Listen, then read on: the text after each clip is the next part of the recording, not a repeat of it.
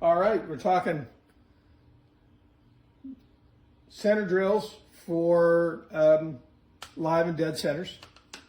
So anytime your tailstock's more than 3 times longer than the diameter, you're supposed to use either a live center or dead center. So I love these. These work great to prep the end of the rod for a live center. That's what I'm using here. But what they don't tell you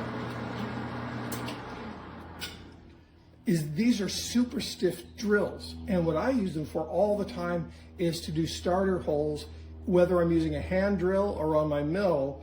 This is the right tool.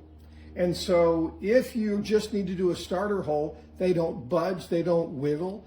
This is the right way to do it. So I use it both to do my live center, dead centers, but also as starter holes for longer drill projects.